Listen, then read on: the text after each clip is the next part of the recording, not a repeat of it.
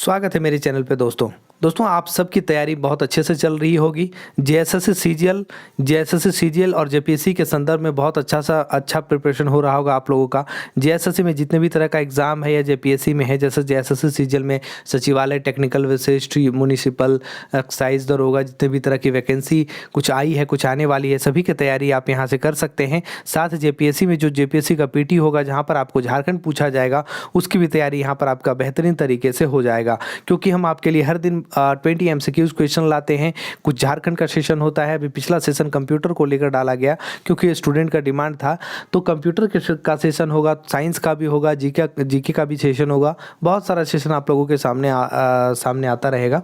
तो चलिए हम लोग लेट न करते हुए पहला क्वेश्चन देखते हैं क्या है। और दोस्तों ये आपके झारखंड में जेएसएससी हो या जेपीएससी हो, जितने भी तरह का एग्जाम है सारे में यूज़ होगा। इस चीज़ को एकदम आप ध्यानपूर्वक सुन लेंगे। पहला क्वेश्चन है, पहला नागवंशी राजा कौन था?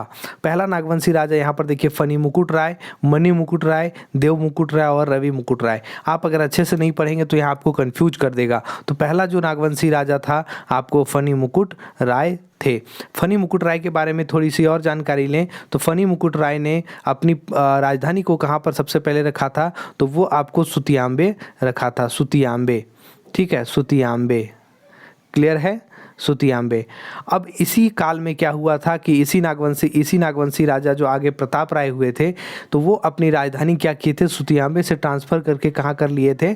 चूटिया। तो ये क्वेश्चन आपको पूछा जाता है कि सुतियांबे से चूटिया जो राजधानी स्थानांतरित हुई थी, हस्तांतरित हुई थी, वो किसने किया था? तो प्रताप राय ने किया था। और पहले जो अपनी राजधानी को स्थापित किया था किसने? फनी मुकुट राय ने सुतियांबे को। क्लियर है। चलिए अगले प्रश्न की ओर बढ़ते हैं। झारखंड का अक्षांशीय विस्तार क्या है? तो झारखंड का अक्षांशीय विस्तार देखिए यहाँ पर क्या है, 21 डिग्री 58 मिनट से लेकर 25 डिग्री 19 मिनट उत्तरी अक्षांश। ठीक है, उत्तरी अक्षांश, नॉर्दर्न आपको लैटिट्यूड होगा। क्लियर है। अगले प्रश्न की ओर बढ़ते हैं। पंचायत समिति का सर्वप्रमुख अधिकारी कौन होता है? पंचायत समिति का सर्वप्रमुख अधिकारी कौन होता है? तो सर्वप्रमुख अधिकारी यहाँ पर जो होता है वो आपका प्रमुख होता है। क्लियर है। अगले प्रश्न की ओर। 1914 क्या है कि 1914 में झारखंड में कौन सा आंदोलन हुआ था? 1914 में झारखंड में कौन सा आंदोलन हुआ था? तो वो आपको ताना भगत आंदोलन हुआ था। क्लियर है। चलिए अगले प्रश्न की ओर हम लोग बढ़ते हैं।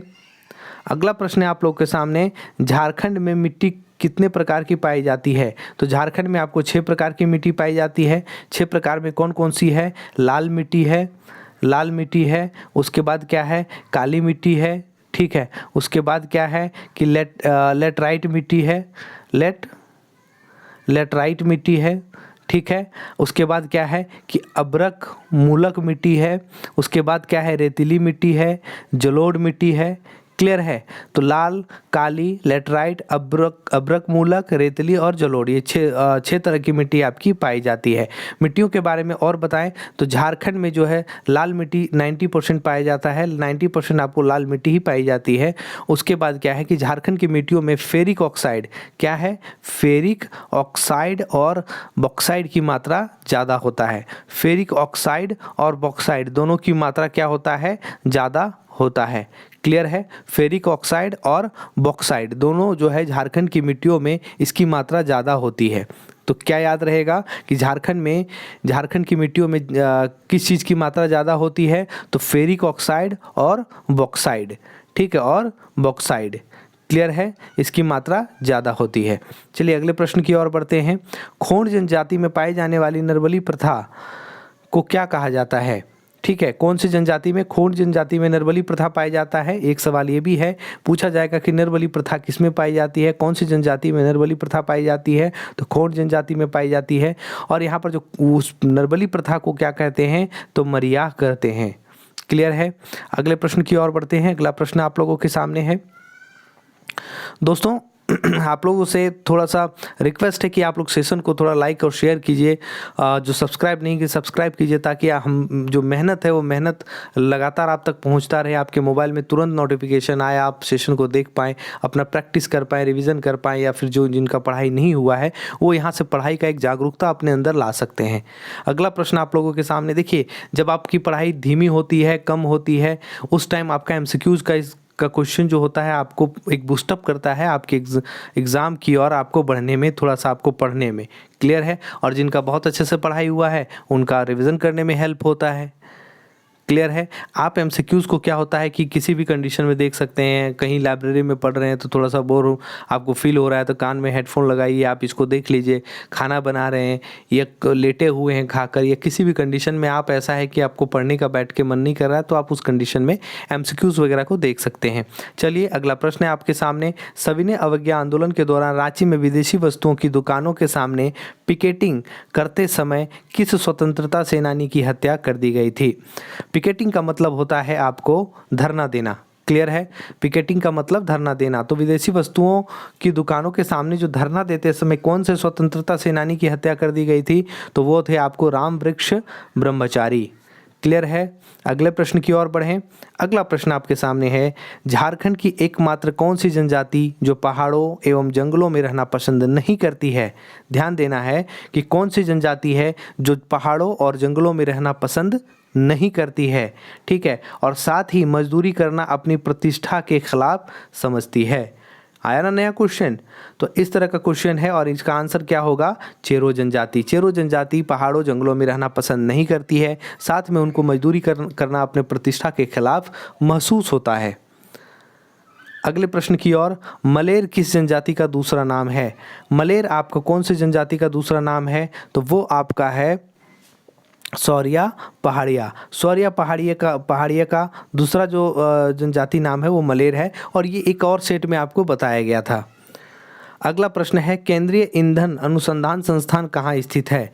झारखंड की बात है। झारखंड में कहाँ स्थित है केंद्रीय ईंधन अनुसंधान संस्थान? तो ये आपको है जलगोड़ा में।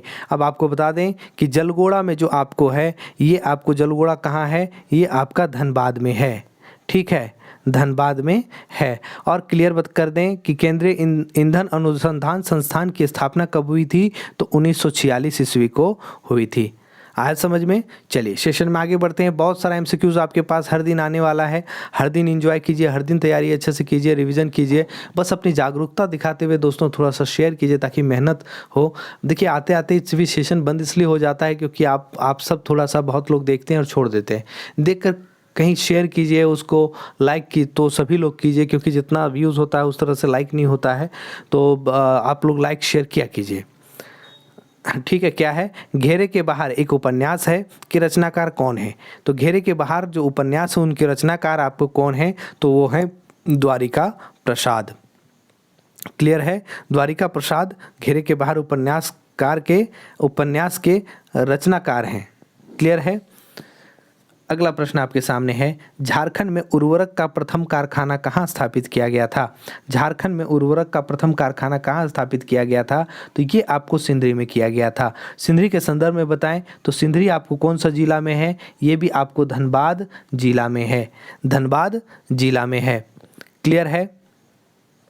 और इसकी स्थापना कब हुई थी? तो सिंधरी जो उर्वरक का कारखाना है, इसकी स्थापना आपको 2 मार्च 1951 में हुई थी। 2 मार्च 1951 में हुई थी। 1951 में हुई थी। 2 मार्च 1951, 2 मार्च 1951 में। क्लियर है? अगले प्रश्न की ओर बढ़े हैं। देखिए अगला प्रश्न है आप लोग के सामने, खारवार आंदोलन का नेतृत्व किसने किया? भैया खारवार आंदोलन का नेतृत्वकर्ता कौन थे? तो वो आपके थे भागीरथ मांझी। आपका सवाल कभी इस तरह से भी बनकर आ सकता है कि भागीरथ मांझी के संदर्भ में कौन सा आंदोलन था? तो वो आपको खारवार आंदोलन था। क्लियर है? खारवार आंदोलन की कब हुआ था? तो वो आपको 1874 में हुआ था। 1874 ईस्वी में आपका खारवार या खेरवार आंदोलन कहीं कहीं आपको देखने को मिलेगा। ये 1874 में हुआ था, भागीरथ मांझी जी के नेतृत्व में हुआ था। अगले प्रश्न की ओर बढ़ते हैं दोस्तों, मालतो भाषा किस जनजाति से संबंधित है? मालतो भाषा किस जनजाति से संबंधित है? तो मालतो भाषा जो संबंधित है वो आपको है माल पहाड़िया जनजाति से। ठीक है? माल पहाड़िया जो जनजाति हैं उनकी भाषा क्या है? मालतो भाषा। अगले प्रश्न की ओर बढ़ते हैं, किस काल में लावा निस्सरण से राजमहल पहाड़ी का निर्माण हुआ है? किस काल में लावा निस्सरण से राजमहल पहाड़ी का निर्माण हुआ है? तो ये कौन सा हुआ है? ये आपको जुरासिक काल में हुआ था। क्लियर है? ऑप्शन नंबर सी जुरासिक काल में हुआ था।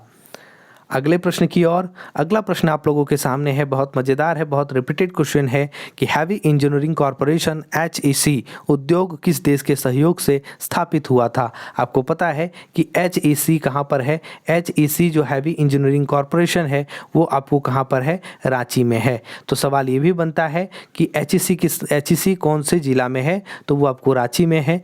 ये किसके सहयोग से बना है? किसके सहयोग से बना है ये? तो वो आपको बना है रूस के सहयोग से।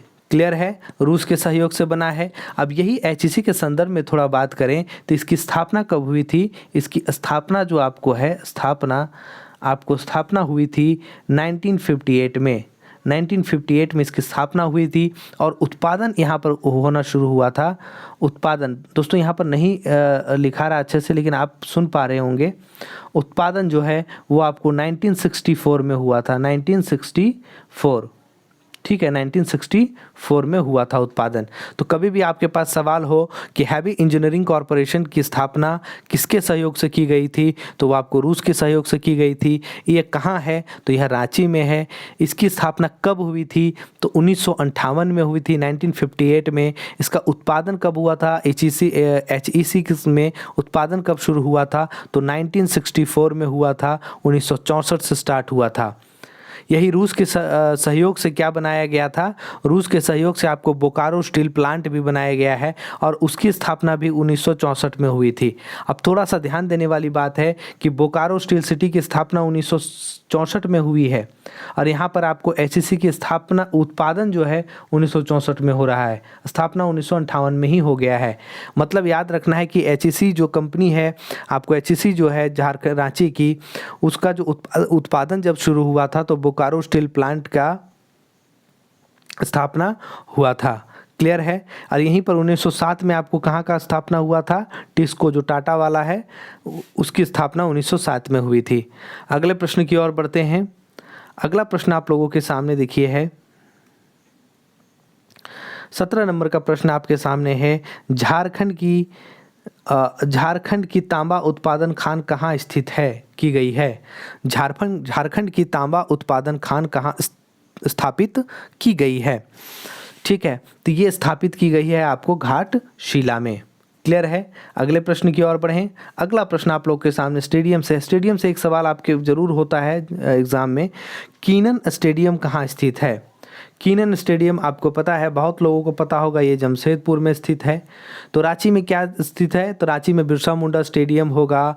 JSCA जो क्रिकेट स्टेडियम है वो है। ठीक है, बोकारो में कौन सा है? तो बोकारो में आपका है मोहन कुमार मंगलम स्टेडियम होगा। मोहन कुमार मंगलम स्टेडियम आपको कहाँ है? बोकारो में है। क्लियर है? चलिए अगले प्रश्न की ओर बढ़ते हैं। अगला प्रश्न है आप लोग के सामने, पलामू क्षेत्र के किस चेरो राजा को 1528 में चंदेरी के युद्ध में हार का सामना करना पड़ा था? पलामू के किस चेरो राजा को 1528 ईस्वी में चंदेरी के युद्ध में, ठीक है, चंदेरी के युद्ध में हार का सामना करना पड़ा था? तो वो कौन है? मेदिनी राय। मेदिनी राय को जो है हार का सामना करना पड़ा था। अगले प्रश्न की ओर बढ़ते हैं और अंतिम प्रश्न होगा, झारखंड के कितने प्रतिशत भूभाग पर छोटा नागपुर पठार विस्तृत है? यहाँ पर क्या पूछा जा रहा है कि छोटा नागपुर का जो पठार है झारखंड के कुल कितने, झारखंड का जो कुल क्षेत्रफल है उस क्षेत्रफल का कितने प्रतिशत पे जो छोटा नागपुर का जो पठार है वो फैला हुआ है? मतलब छोटा नागपुर पठार झारखंड में कितने प्रतिशत में है?